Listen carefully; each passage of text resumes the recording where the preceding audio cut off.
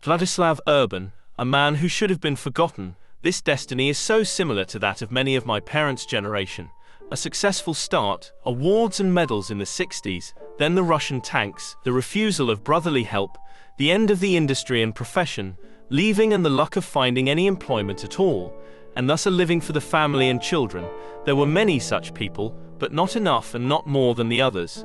But their personal bravery should not be forgotten, especially as the latter try to convince the world that everyone bent over backwards and admit no moral defect of their own.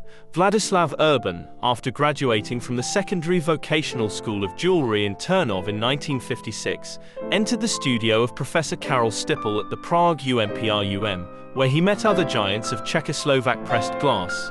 His classmates were Jan Schmid and František Weisner. His teacher was Josef Sukup, and his artistic aspirant at Professor Stipl's was Milos Filip. Together with František Weisner, he accepts the offer of the newly established VHJ Obalovane and Lisovane Sklo, and in the last sixth year of college he is already employed in the team led by Rudolf Jernickel at the Art Center in Teplice.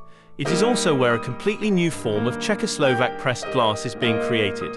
The three young men, Rudolf Jernickel, 1928, František Weisner, 1936, and Vladislav Urban, 1937, break all established ideas about pressed glass as a cheap substitute for cut glass, break all established rules and win. Competition and rivalry did not divide them, but rather encouraged them to search for new ideas and methods. The precise, stylistically pure Jernickel and the expressively economical, almost pedantic Weisner are complemented by the ever-experimental Urban.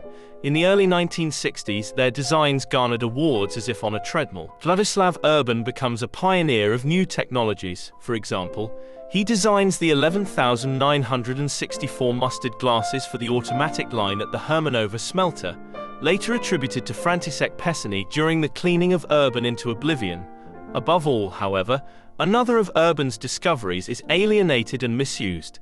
The production of molds using traditional engineering technology is too expensive and time-consuming.